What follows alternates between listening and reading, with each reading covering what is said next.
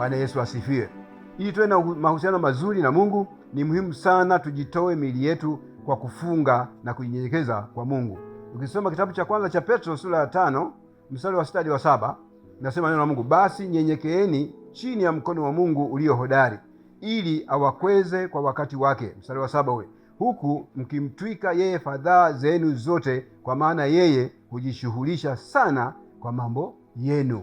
Mungu anajishughulisha sana na mambo yako, mtumishi wa Mungu naye nitazama, lakini pia anajishughulisha sana na mambo yangu mimi. Kwa hiyo tukijinyenyekeza mbele za uso wa Mungu, tutaona nguvu ya Mungu. Hata kama una matatizo ya namna gani, mkono wa Mungu ulio hodari ana uweza wa ajabu sana.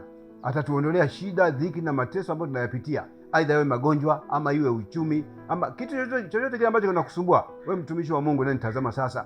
Mungu anao uweza mkubwa sana wa kuondoa hiyo dhiki na taabu ambayo unaipitia. Kufunga pia ni ibada.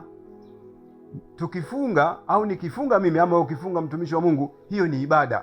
Mtu akifunga kwa uaminifu, tarajia kupata jibu toka kwa Mungu, kwa sababu unakuwa unafanya ibada yenye maana. Kwa hiyo kufunga isiyo kwamba unashinda njaa, ufunge kwa kumaanisha kutafuta uso wa Mungu, na hiyo ni ibada yenye maana. Mungu anataka kumuona mwanadamu wa aina hiyo. Anataka kutuona sisi wanadamu tunayafanya hayo. Mambo mengi tunayopitia katika familia, kwenye kazi, kwenye biashara, kwenye kilimo, kwenye ufugaji, tunayapata kwa sababu nguvu ya shetani tunaiachilia, inakuja kutuvuruga na kutuharibia namna kuweza kuondoa mafanikio yetu katika maisha yetu.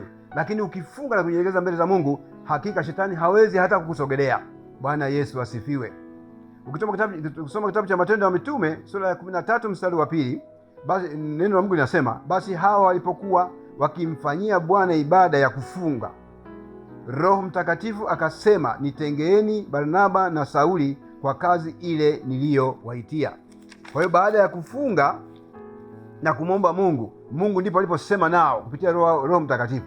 Ndipo wakiisha kufunga na kuomba, wakawawekea mikono yao juu, wakawaacha waende zao. Maanake pale walikaribisha nguvu ya Mungu. Baada ya kufunga na wakamuomba Mungu, Roho Mtakatifu akawashukia Barnaba, kama ilivyosema neno la Mungu hapa. Kwa hiyo wakawa na nguvu ya kuweza kuitenda kazi ya Mungu, wakawa na nguvu ya kwenda kumhubiri huyu Kristo, wakawa na nguvu ya kutokuogopa mapepo na majini na vitu vingine vyote vinatoka madhabahu za kuzimu zile. Lakini kufunga ni tendo la imani. Kwa hiyo kufunga pia ni tendo la imani. Sisi wa Kristo ni muhimu sana kufunga, na ni lazima tujue kwamba kufunga ni muhimu. Katika kumwabudu Mungu lazima kufunga ni jambo la muhimu sana. Mtu mwingine akisikia mchungaji katika kanisa analoabudu kwamba tunatakiwa kufunga, watu wa Kristo walio wengi utakuta wanakasirika, hawapendi kufunga.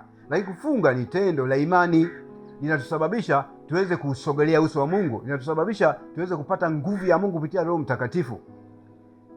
Mtu huwezi kufunga kama hujui au hutambui kuwa kuna Mungu aliye hai. Ni lazima utambue kuwa kufunga ni tendo la imani.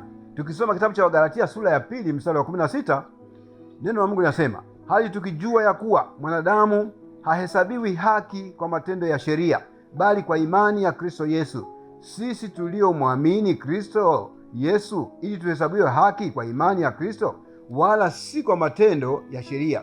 Maana kwa matendo ya sheria hakuna mwenye mwili atakayehesabiwa haki. Hakuna mwenye mwili atakayehesabiwa haki. Hakuna mwenye mwili atakayehesabiwa haki. Bwana Yesu asifiwe. Tunatakiwa tufunge, na tukifunga ni tendo la imani, linatusaidia kupata nguvu kutoka juu mbinguni. Kwa hiyo ni muhimu sana, mtumishi wa Mungu, kama huna tabia au utaratibu wa kufunga kwa ajili ya kumlilia Mungu, anza sasa. Jizoeshe kufunga na kumlilia Mungu ili tuweze kutafuta uso wa Mungu. Bwana Yesu asifiwe. Na kufunga ni lazima, wapendwa. Kufunga ni lazima kwa kila Mkristo. Changamoto ulio nayo, mambo unayoyapitia katika ulimwengu huu, mateso na tabu mbalimbali, aidha ni magonjwa, ni kwa sababu tu hautuchukui hatua za ziada za kufunga na kutafuta uso wa Mungu. Neno la Mungu linasema kwenye kitabu cha Mithali sura ile ya 8 mstari wa 17. Nasema Mungu anawapenda wale wampendao na mtafutao kwa bidii watamuona. Mungu anawapenda wale wampendao. Anawapenda wanadamu wote, lakini anawapenda wale wampendao na wanaomtafuta kwa bidii. Na bidii hapa, anaposema bidii, maana yake ni ziada. Lazima ujiongeze Mkristo kumtafuta Mungu kwa bidii. Okay, ni pamoja na kufunga pia. Ukifunga hiyo ni bidii, lakini pia kusoma neno la Mungu kila wakati, aidha kushiriki katika vipindi mbalimbali vya mafundisho kanisani kule unakoabudu ni muhimu sana, na umwombe Roho Mtakatifu aweze kukusaidia kufungua macho ya rohoni na ya mwilini, lakini pia kufungua masikio ya rohoni na mwilini, ili ni kinachonenwa na watumishi wa Mungu au unaposoma neno la Mungu, Roho Mtakatifu akusaidie ama atusaidie sisi sote tuweze kujua neno la Mungu lina nguvu kwa kiasi gani. Bwana Yesu asifiwe. Kwa sababu sisi wanadamu tuna mahitaji kwa Mungu, tunalazimika kufunga ili kwa neema ya Mungu ajibu maombi yetu.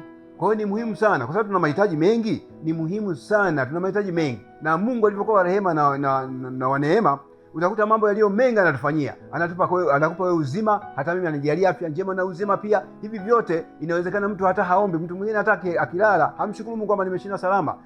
Mungu, naomba unisaidie usiku, labda unilinde. Hata mtu akiamka na kurupuka tu, kama niko na shambani, kwenda kazini na mahali mbalimbali kwenye biashara na kadhalika, hatumshukuru Mungu kwamba Mungu, nakushukuru umenilinda usiku kucha, ama mchana kutwa nakushukuru umenilinda pia. Tukisoma kitabu cha Isaya sura ya 43 mstari wa 26, neno la Mungu linasema, unikumbushe na tuhojiane, eleza mambo yako upate kupewa haki yako. Mungu anasema tumkumbushe mambo yetu mbalimbali, ama uhitaji wako ama uhitaji wangu mimi. Tumkumbushe Mungu aliye hai, tutaona. Anasema kwamba atatupatia, atajibu, atatupa vile vitu ambavyo tunavihitaji. Kwa hiyo kufunga, Mungu anakuimarisha, Mungu anatuimarisha kiroho. Kufunga pia kunamfanya mtu awe na nguvu za kushinda majaribu ya shetani. Kwa hiyo kufunga kunamfanya mtu awe na nguvu za kushinda majaribu ya shetani.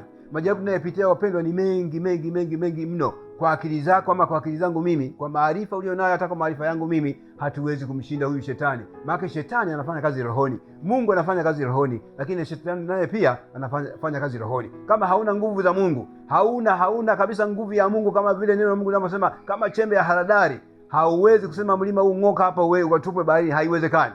Kwa hiyo kama haiwezekani hivyo, tunatakiwa sisi kama Wakristo tufunge kwa ajili ya kutafuta uso wa Mungu, na nguvu ya Mungu na rehema za Mungu zitatujilia sawa sana mapenzi yake. Tujinyenyekeze mbele za Mungu, lakini pia tuhakikishe kwamba maisha ya sasa ni maisha ambayo ya dunia hii ina uharibifu wa kila namna.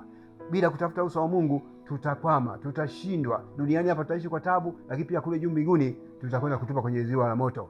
Mungu wetu atusaidie, na Mungu wetu atuongoze, atupiganie, atujalie neema zake, ili tutambue kwamba kufunga ni jambo la muhimu sana kwa ajili ya kutafuta uso wa Mungu. Katika jina la Baba na la Mwana na la Roho Mtakatifu nimeomba na kumshukuru Mungu wetu. Amen.